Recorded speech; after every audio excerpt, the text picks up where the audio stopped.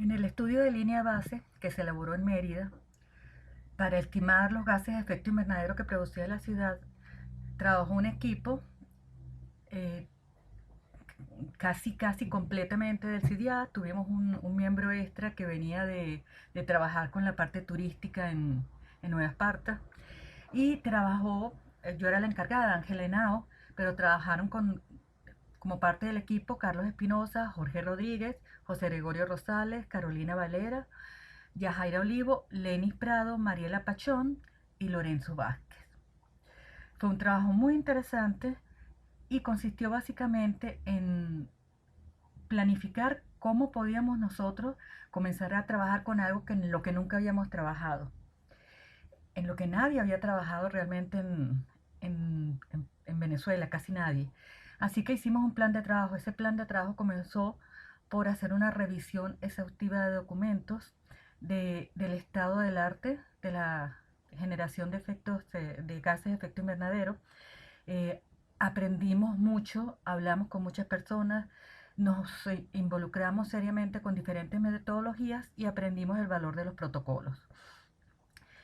En función de eso, elaboramos la metodología y se buscó la información que no fue fácil de conseguir, pero la conseguimos. Hay que hablar mucho con las personas, hay información, pero hay que hacerlo con mucha calma. Que si consideramos que es importante, es sumamente importante, porque la causa del crecimiento de los gases de efecto invernadero somos nosotros, los seres humanos, y eh, solo hay una forma de cambiar eso, y es cambiando nuestros hábitos, nuestras malas costumbres, aprender a vivir armoniosamente con la naturaleza, y que cada vez que veamos lluvias extremas, sequías fuertes, nos acordemos que somos responsables por eso. Y no olvidarnos que Venezuela firmó un documento en el cual se comprometía a reducir en un 20% su producción de gases de efecto invernadero. Con respecto a los resultados para la ciudad de Mérida, se obtuvo una tasa de producción de gases de efecto invernadero de 2.14 que puede aumentar a alrededor de 3 para el año 2050. Un valor de 503.921 toneladas de CO2 equivalente para el año 2013, que fue tomado como el año base y va a ser el año a partir del cual se va a comparar el crecimiento, o esperemos de crecimiento, de la generación de gases de efecto invernadero en la ciudad. El valor es un valor bastante aceptable, está dentro del rango de las ciudades de América Latina a ese nivel de población. Por supuesto, es una población relativamente pequeña, una ciudad media, pero que debe disminuirse porque sigue siendo elevado con respecto, en el sentido de que no se están malgastando, se está haciendo un mal uso de los recursos.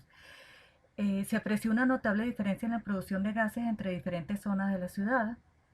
La distribución de los gases estuvo de la siguiente forma: el mayor productor de gases de efecto invernadero fue el combustible, tránsito, con un 77.8% del total de la generación de gases.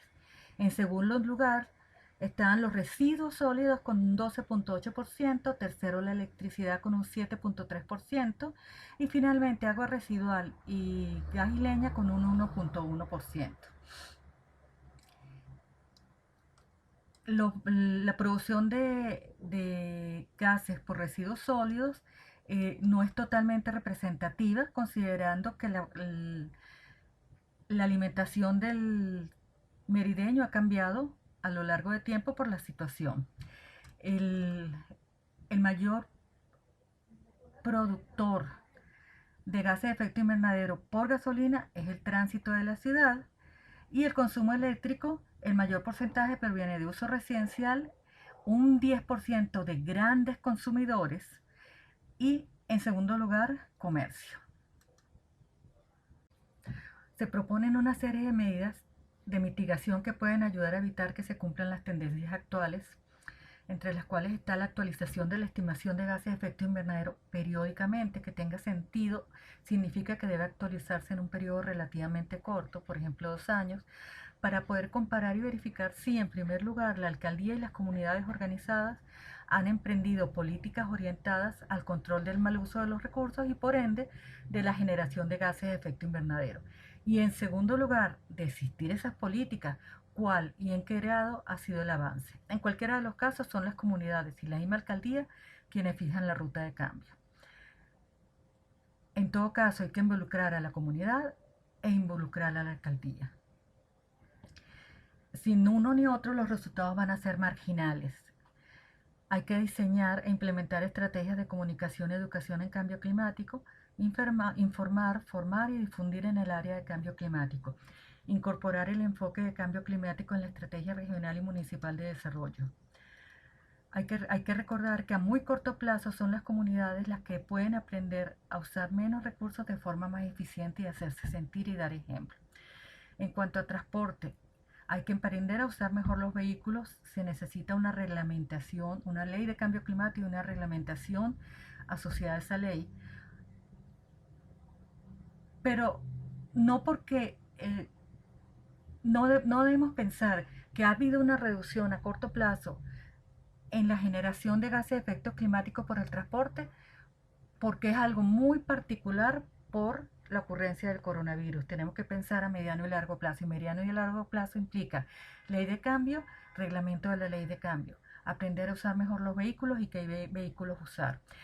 Y dada la importancia que tienen los parques en nuestras ciudades, es imprescindible trabajar con la metodología de AFOLU para estimar la generación de gases de efecto invernadero de la vegetación dentro de las ciudades.